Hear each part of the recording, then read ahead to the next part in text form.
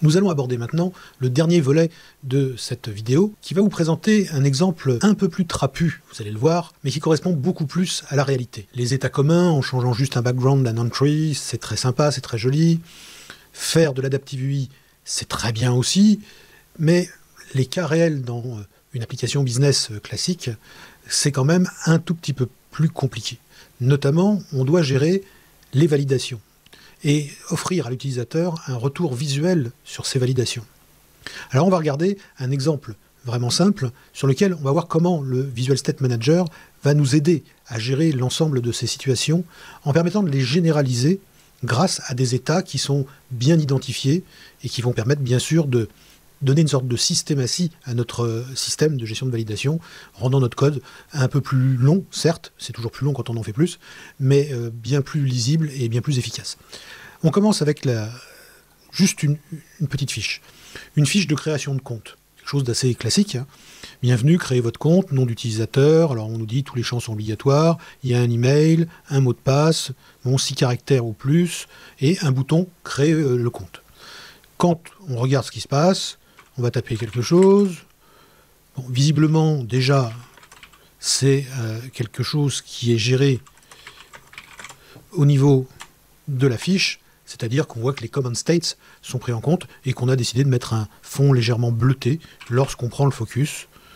Il y a certainement quelque chose pour le disabled, mais ici, il n'y a rien qui rend les choses disabled, donc on ne le verra pas. Le mot de passe est un mot de passe qui se cache au fur et à mesure. Et puis, un bouton de validation. Quand je clique sur ce bouton, il y a des validations qui sont faites par le ViewModel. Là, il y en a un qui fait vraiment quelque chose derrière et qui répond « Corrigez votre saisie, le compte n'est pas créé, il y a quelque chose qui ne va pas ». Alors c'est bien, oui, c'est validé, c'est parfait, mais on ne sait pas exactement ce qui ne va pas. C'est dans le nom de l'utilisateur, dans l'email, dans le mot de passe, peut-être dans un ou deux de ces choses-là, donc on ne sait pas. Donc, il faut rajouter quelque chose, et là on voit bien la nécessité de rajouter un effet quelque part, une ligne de texte, quelque chose, parce que sinon l'utilisateur n'y comprend rien, il ne sait pas ce qu'il doit changer, ce qu'il doit corriger. Mais au lieu de le faire de façon lourdeau, avec des événements, avec des choses de ce genre-là, on va essayer de régler ça de façon élégante avec le Visual State Manager. Donc on va commencer déjà par revenir à notre code. Alors, on voit la fiche ici, hein, dans le prévisualisateur. On voit nos 3 champs, et puis on a notre code XAML sur lequel on va y revenir doucement. On a notre ViewModel. Notre ViewModel, pas grand-chose. Il commence par mettre tous les états à l'état normal, ce qui est un bon début quand on gère des choses avec le Visual State Manager. Dans l'initialisation de votre code, il est bon de mettre tous les états à l'état normal, ou ce que vous considérez être comme l'état normal, bien sûr. Là, c'est normal, parce qu'on est dans la triptyque normal, focused, disabled, mais dès que vous avez des états particuliers, par exemple, on voit ici qu'on gère, on va y venir, une force pour le mot de passe, eh bien, par défaut, on dit que c'est invalide. On a des propriétés et une commande, la fameuse submit command, celle qu'on a vue quand on a cliqué sur le bouton de création de compte. Et puis, on a nos champs, le username, l'email et le password. Chacun de ces champs, comme on le voit, est doublé d'un autre champ, géré de la même façon en MVVM, donc avec déclenchement de l'INPC, mais qui contient l'état de ce champ. On n'est pas obligé de le gérer de cette façon-là, mais ici on va le gérer champ par champ, puisque là ça a un sens, et que les messages risquent d'être différents selon les erreurs qu'il y a. Donc 3 champs d'état, rien d'extraordinaire. Notre submit command, qui est tout simplement celle qui permet d'afficher le résultat, en fait, si le compte a été créé ou pas, et s'il n'a pas été créé, pourquoi, mais pourquoi de façon générique. Donc ici, on utilise une petite astuce, parce que je n'ai pas mis de toolbox MVVM, puisqu'ici, je n'utilise pas de toolbox MVVM, hein, comme d'habitude dans mes exemples, j'essaye d'utiliser uniquement le MVVM de base, et forcément, il y a quelques petites lacunes qui seraient corrigées, qui seraient plus propres si j'utilisais Prism, par exemple. Donc ici, dans mon ViewModel, j'appelle Application Current Main Page Display Alert, et selon le isAllValid, donc qui demande la validation de chacun des champs, et qui fait la somme en fait de ces validations, un et logique, on va écrire soit bravo, soit I, tout ça c'est le titre de notre petit display, dialogue, et isAllValid, de nouveau, qui nous permet de tester et d'écrire soit que le compte a été créé avec succès, soit qu'il faut corriger la saisie, parce qu'il y a un problème et que le compte n'a pas été créé. C'est assez simple. Nous avons ensuite des isValid pour chaque champ, hein, chaque champ doit être validé, par exemple le username, voilà, c'est not string is null or white space. L'email, on fait une petite validation assez simple, hein, on pourrait le faire avec un regex, on pourrait le faire avec n'importe quoi d'autre. Ici, on utilise tout simplement la mail adresse de systemnet.mail et on essaye de créer tout simplement l'objet à partir de l'email qu'on a passé. Si l'objet accepte d'être créé, c'est que, grosso modo, il considère que c'est un email valide et dans le catch de l'exception, s'il y en a une parce que l'email n'est pas valide, on retourne false tout simplement. C'est loin d'être parfait. On peut le faire, je vous le dis, avec un regex, on peut le faire avec plein d'autres choses. Tester les emails, c'est jamais, en fait, finalement, très très simple. On a pareil pour le password. Le password, il est valide à une condition d'être non nul et de faire au moins 6 caractères de longueur. On va gérer une force du mot de passe. On va indiquer s'il est suffisamment bon. Pour ça, on va avoir un autre champ qui va nous permettre d'obtenir la force du mot de passe. Alors on a une première chose qui est une méthode qui va calculer en fait cette force. Donc déjà s'il est nul, etc., il est invalide. Si le mot de passe est supérieur ou égal à 10 caractères, on va dire qu'il est strong. S'il est supérieur ou égal à 6, il va être weak. Et dans le cas où il est en dessous de 6 ou qui correspond à aucune de ces filtres, il va être invalide. Le getValidity, ici, nous permet de simplement éviter de répéter le mot valide, invalide, etc. Et puis, on a cette propriété isAllValid, tout simplement, qui fait le et entre le isValidUsername, isValidEmail et isValidPassword. Donc, si on résume le fonctionnement de ce système, on a 3 champs principaux, le username, l'email et le password, et ces 3 champs ont des systèmes de validation derrière, qui permettent, quand ils changent, tout simplement, quand le champ, sur le set par exemple, du username, j'ai username state, je calcule son username state en faisant getValidity de isValidUsername. Voilà. Quand on change dans le setter, ici, l'email, c'est pareil.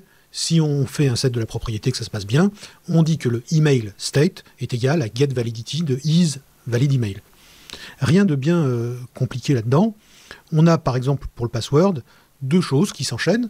On fait la même chose, on dit que le password state c'est la getValidity de isValidPassword, et puis on a le password strength state, donc l'état de sa force, et là on fait un getPasswordStrength, c'était la dernière méthode que je vous faisais voir en bas, qui retourne soit invalide, soit strong, soit weak. Pour l'instant tout ça c'est fait par le ViewModel, je ne vais pas vous le faire l'un après l'autre parce que sinon ça serait vraiment trop long. Donc ce ViewModel est déjà en place pour gérer les états. On a compris que les champs pouvaient être valides ou invalides, et on a compris que le password gérait en plus un deuxième groupe d'états qui permettait de savoir s'il était invalide, weak ou strong. Au niveau de notre page XAML, on a la liaison là, avec notre ViewModel qui sert à quelque chose, puisqu'on vient de le voir à l'instant. Et puis on a des ressources qui vont gérer l'ensemble de la présentation qu'on voit en ce moment même dans le prévisualisateur qui est à gauche. Et on a, par exemple, un target type entry pour un style, donc un style qui va concerner tous les entries de la page, que ce soit le nom de l'utilisateur, de l'email ou le mot de passe. Et on gère un groupe de visualisation très simple, le common state, dans lequel pour normal on fait rien de spécial, mais juste pour le focused, on met un bleu en dessous, et puis pour le disable, comme c'est une situation qui n'arrivera pas ici, on l'a même pas à gérer, donc on a prévu le cas, mais il ne se passe rien. Donc on voit que là on peut avoir quelque chose d'extrêmement simple, puisqu'on ne gère que la prise de focus, il n'y a que là où on a mis quelque chose avec un background. Et puis on a des styles. Alors pour les validation messages, par exemple, dont le target type est un label, donc là on a une clé, donc il ne s'agit pas d'un style qui va s'appliquer à tous les labels, mais uniquement à des labels qui posséderont le style validation message. On place leur font size, leur font attribut, et là on gère aussi les états normaux, valides et invalides.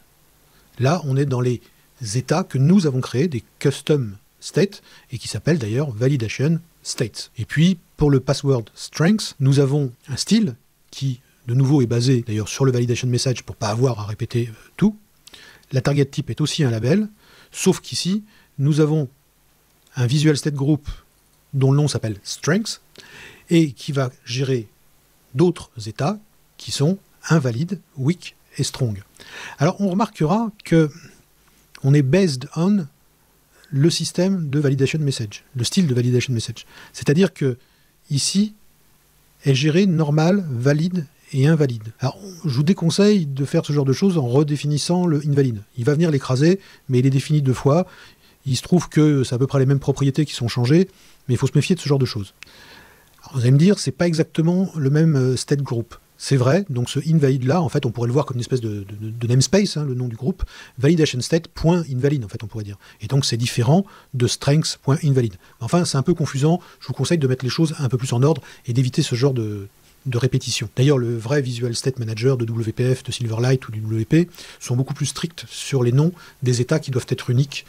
Ici, on peut réutiliser les mêmes noms, ça pose moins de problèmes. C'est plus souple. Donc, on n'a pas grand-chose, en fait. On a simplement une feuille de style qui va permettre de styler l'ensemble de tous les labels, de tous les objets visuels. Par exemple, on a un style pour le form label title, qui est en haut. On en a un pour le form help text. On en a un pour le submit bouton, voilà, qui a été ici mis en page par un style, et puis un pour la sidebar, c'est le petit trait bleu qu'on voit ici. Et on a donc décidé de créer des styles pour l'ensemble de tous ces objets, de telle façon à pouvoir bien évidemment travailler de façon cohérente. C'est comme ça qu'une page XAML doit être faite, avec le plus souvent des styles, quand on peut bien évidemment, les déplacer dans app XAML, car avoir des styles au niveau de chaque page, ça rend les choses un peu compliquées. Ça veut dire que si on veut corriger une chose, il faut le corriger dans toutes les pages. Ça fait qu'on peut avoir des incohérences de comportement entre une page et une autre. Donc visuellement, en général, tout ce qui est style se déclare dans app XAML, de telle façon à avoir un et même style pour chaque type de comportement ou chaque type de mise en page, pour gagner en cohérence, et puis aussi en concision, parce que ça évite de polluer chaque page XAML avec tout ça. Mais ici, comme il s'agit d'une démo avec une seule page de ce type-là, forcément, c'est dans la page. Sinon, la page elle-même, comment est-elle constituée ? Là, on ne va pas rentrer dans un cours de XAML de base, hein. On a une scroll view, parce que si jamais on fait une rotation d'écran, ça sera pas assez long, donc il faut pouvoir scroller avec le doigt. On va voir une grille de row definition, parce que bon, on a une grille avec un certain nombre de choses dans lesquelles on va se positionner. Un stack layout de base, qui va permettre d'enquiller les choses les unes derrière les autres, notamment le header, le display name, le email, le password, etc. Et puis voilà, ça s'arrête là. Donc, la mise en page de XAML elle-même est extrêmement simple, hein. On a... Si on fait abstraction même du stack layout, on n'a que ça en fait, hein. Il n'y a pas grand chose. Et puis on a un bouton en bas qui est le submit bouton. Tout le reste, ce sont des définitions de style, et c'est pour ça que je dis que c'est un peu plus trapu, parce que ça fait beaucoup plus de code, mais qu'en même temps, ça se rapproche beaucoup plus d'un cas réel de programmation XAML, et j'aime bien faire voir des fois des cas, quitte à être plus long, tant pis, vous ferez des pauses, vous irez boire une bière pendant cette vidéo, et puis vous reviendrez plus tard, mais faire voir des exemples qui ne sont pas que des exemples idéaux, qui sont pas uniquement que des choses de surface qu'on voit dans toutes les démos où tout a l'air magique, tout a l'air merveilleux, c'est très simple, il y a deux trucs, mais en fait, dans la réalité, on ne sert pas de tout ça, on en fait beaucoup plus. Et c'est le cas ici. Donc, vous avez vu dans notre application exemple, on va revenir sur cette application exemple, que par défaut, pour l'instant, on n'a que les common state qui font juste un bleuté sous les champs qui ont le focus. On a bien notre bouton, toutes nos validations fonctionnent, puisque là, on a rentré n'importe quoi, il nous dit bien qu'il faut corriger notre saisie, mais bon, c'est dommage, on n'en sait pas plus. Notre view model a été préparé de telle façon à gérer un état spécifique pour chaque information. Ça serait bien que notre interface en prenne compte. Pour cela, on va faire quelque chose de simple. Encore une fois, je vais essayer d'aller vite en faisant du copier-coller. Première chose qu'on va faire, c'est qu'on va gérer ici, pour les entries, on voit qu'on a un visual state group list, et que dans ce group list, on n'a qu'un seul groupe, qui est celui des common state. Ça gère normal, focus et disable, donc en fait principalement focused dans ce cas-là. Mais on voit bien que ces champs, puisqu'ils ont un état, ça serait bien de prendre en compte aussi leur état valide ou non valide. Donc on va tout simplement rajouter un autre groupe, validation state, avec valide et invalide. Quand le contenu est valide, on va être en vert. Quand le contenu est invalide, on va être dans une espèce de rouge pâle. Comme vous le voyez, on peut avoir plusieurs visual state groups à l'intérieur d'un même groupe list. Et comme je vous le disais, les états sont mutuellement exclusifs, mais à l'intérieur d'un state group. Donc on peut être normal, mais on ne peut pas être normal et focused à la fois. Dès qu'on est focused, on n'est plus normal ni disable, etc. Mais on peut cumuler les états visuels qui appartiennent à des groupes différents. C'est ce qu'on va faire ici. Ici, on a validation state, qui est un autre state group, qui gère valide et invalide. Et en effet, on peut parfaitement être normal et valide et invalide, ou on peut être disabled et invalide, ou focused et valide, ou focused et invalide. Les deux sont compatibles. Mais attention à ce petit jeu-là. C'est très intéressant, c'est une des possibilités, il faut s'en servir, mais faites attention de ne pas manipuler les mêmes propriétés. Dans Blend, par exemple, quand on travaille avec WPF, vous allez être prévenu par des messages d'erreur du Visual State Manager qui vous dit « Attention, vous êtes en train de bricoler la même propriété dans deux états différents, etc. Ça va pas être terrible. » Bon, là, ici, on fait tout à la main, donc c'est à nous-mêmes d'être vigilants. Par exemple, on a été assez malin pour que dans le Common State, on se débrouille pour ne tripoter que le background color. Si on l'avait géré pour normal et si on l'avait géré pour disable, on ferait pareil. On s'occuperait uniquement, par exemple, du background. Et dans les validation states, comme par hasard, on ne s'occupe que du texte color.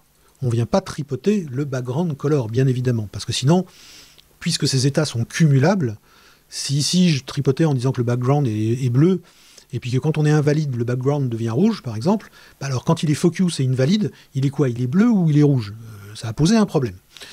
Donc ici, ce genre de problèmes ne sont pas détectés, on n'est pas dans un outil aussi sophistiqué que peut l'être Blend, mais en revanche, ça posera quand même un problème. Donc il faut faire attention à ce genre de choses. Donc ici, on vient de rajouter uniquement ce groupe de validation sur les entries, de telle façon à ce qu'ils prennent en compte le valide et l'invalide. Comme on l'a vu, on a bien sûr pris en compte dans notre view model la gestion de tous ces états qu'on a mis quelque part. Pour l'instant, ils sont juste en fait générés sous forme de propriétés string qui contiennent les états. On va voir comment on peut faire pour les appliquer, c'est encore un autre débat. Donc on va compiler notre application dans laquelle on vient d'ajouter ce petit morceau de XAML. Notre application apparaît, validation visuelle, et revenons maintenant. Qu'est-ce qu'on a fait de plus?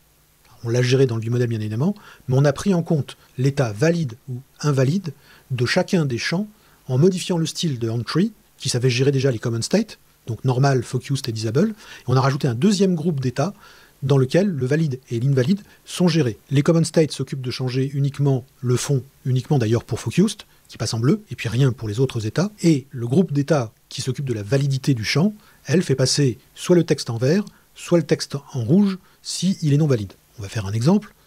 Ici, on ne le verra jamais passer en rouge. Il ne sera que vert, puisque la condition d'invalidité, c'est d'être vide. S'il est vide, on ne voit pas de texte. Bon. Ici, l'email, c'est différent. Il faut que l'email soit au moins accepté par le système NetMail, comme étant un email probable possible. On va commencer à taper quelque chose, et le texte apparaît en rouge, puisque bien évidemment, il ne s'agit pas d'un email valide.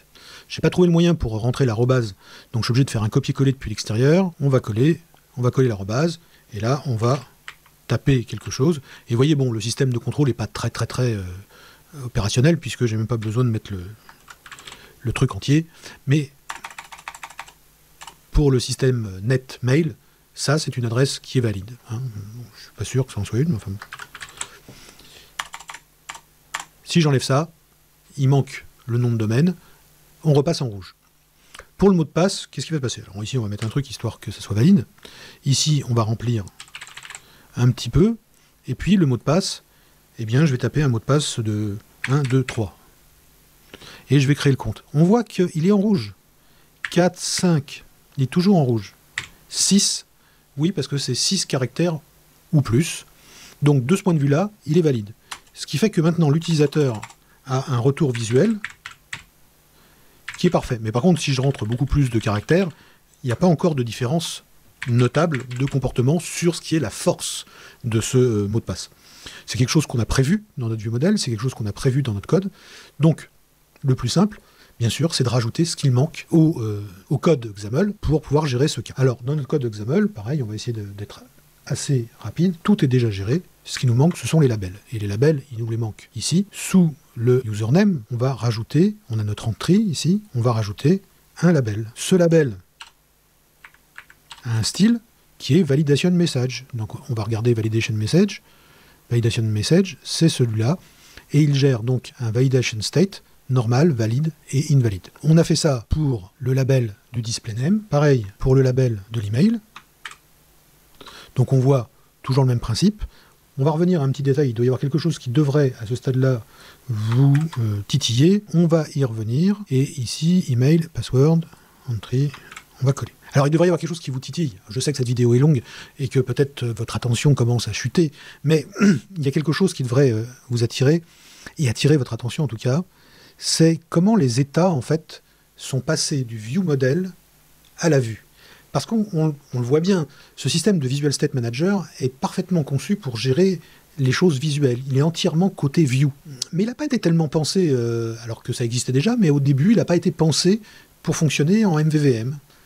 C'est-à-dire qu'il faut pouvoir appeler Visual State Manager.goToState avec le nom de l'état. Mais le goToState, il lui faut en premier paramètre le nom de l'objet visuel dont on veut changer l'état visuel.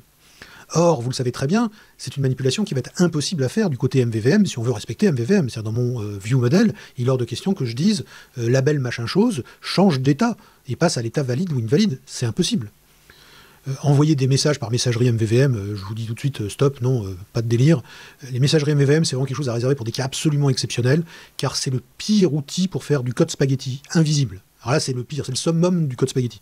Hein, le code spaghetti, on le voit au moins que c'est du code spaghetti, mais alors, les messages, c'est des trucs invisibles qui se transportent on ne sait pas comment, on n'en voit pas la trace, tous les toolbox qui gèrent des messageries n'ont pas un système de trace pour savoir ce qui se passe.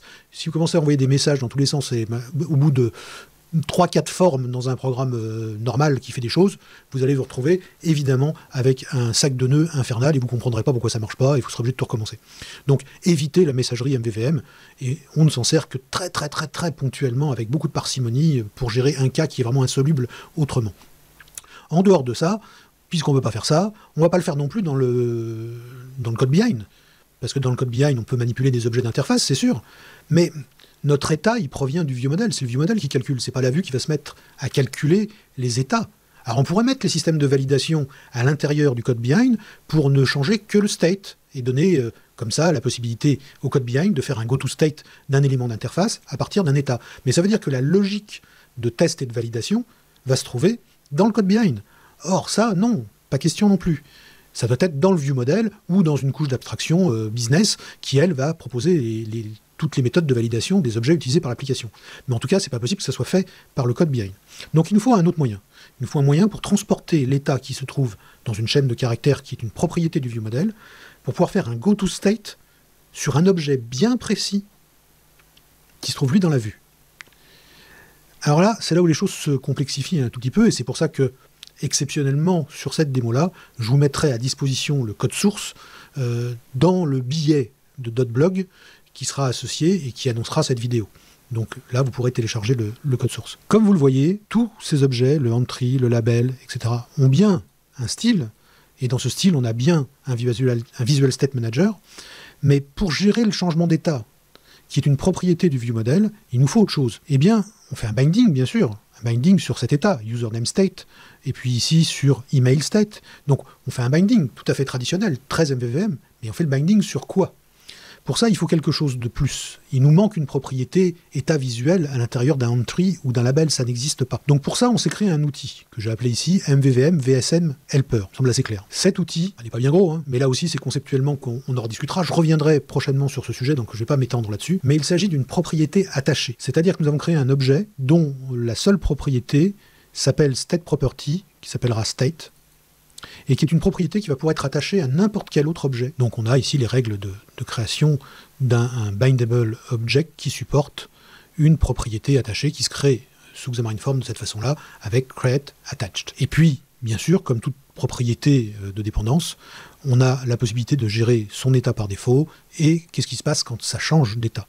Et c'est ici que la magie va se faire. On va calculer le nouvel état, donc qui est une string qui va nous arriver en nous disant on est invalide ou on est valide. On gère des traces de debug, peu importe. Si jamais c'était nul, on s'en va. Et puis, ici, on va pouvoir appeler le Visual State Manager de GoToState de quoi ? Du Visual Element Bindable, parce qu'on reçoit l'objet sur lequel la propriété attachée vient de changer. Et là, on est géré par code, on n'est pas dans le ViewModel, on n'est pas à l'intérieur de la view non plus, ni dans son code behind. On est dans un objet qui est une propriété attachée, quelque chose de spécifique à XAML, donc spécifique à de l'UI. Ici, on ne gère pas les états, on ne gère pas comment ils sont faits, comment ils deviennent valides ou invalides. On ne gère même pas les objets cibles. On ne fait que récupérer l'objet cible qui nous est donné et le nouvel état. Et on dit tout simplement, sans savoir même s'il le gère ou pas, hein, il se pourrait qu'il ne le gère pas, ici, Visual State Manager, GoToState, du Visual Element Bindable et le New State. Et on a une trace de debug derrière, c'est tout. Donc c'est vraiment très simple. Mais c'est une propriété attachée, et je reviendrai sur les propriétés de dépendance et les propriétés attachées. Du coup, dans notre code XAML, qui reste parfaitement MVVM, nous accrochons aux entités visuelles pour lesquelles on a besoin de gérer un changement d'état. On a ajouté une propriété de dépendance qui s'appelle state, et qui est, pour ce champ-là, par exemple, bindé à username state. Ça, c'est calculé par le ViewModel, c'est normal, c'est legit. Ici, on a la même genre de choses, avec un label pour le password strength, qui gère un état, qui est le password strength state. Et ces états, ce state, puisqu'il va y avoir un go-to-state en fait, qui va être vraiment fait, va forcément mettre en branle le password strength qui est ici. Le password strength qui est ici, il est géré ici dans le strength, dans invalid, weak ou strong, et pareil pour les autres états, valide ou invalide. On va compiler maintenant qu'on a rajouté ça, et on va voir ce que ça fait. Notre application de test démarre, validation visuelle, et maintenant on voit que, hop, comme on a initialisé les états, il nous dit 6 caractères minimum SVP pour le mot de passe. Donc déjà là, on le sait. Alors on avait un petit texte qui nous le disait. On va commencer nom d'utilisateur, je tape quelque chose, mais maintenant si je le vide, nous avons un label qui s'affiche, vous devez saisir un nom d'utilisateur. Pour l'email, je vais commencer. Adresse mail, valide, obligatoire. Je ne peux pas saisir, il me dit qu'elle n'est pas valide. Alors, un arrobase, le texte devient bleu, et comme vous pouvez le voir, enfin vert, pardon, et comme vous pouvez le voir, le texte rouge de mail invalide disparaît. Je vais essayer de créer le compte, il me dit toujours qu'il n'est pas valable. Mais je sais pourquoi. Parce que, ici, le mot de passe doit avoir 6 caractères. Alors je vais commencer par taper 1, 2, 3, on est toujours en rouge, il me dit toujours 6 caractères minimum s'il vous plaît, 4, 5, 6, ça y est, là ça finit, il commence à me dire « Ok, mais un peu plus long, c'est mieux ». Donc je suis en vert, je pourrais valider et créer le compte, hein, c'est ce qu'on peut faire, parce qu'il ne se passe rien d'ailleurs, bravo, compte créé avec succès. Mais si je tape 7, 8, 9 et un 10e caractère, le message passe en vert et me dit « Bon choix, mot de passe fort ».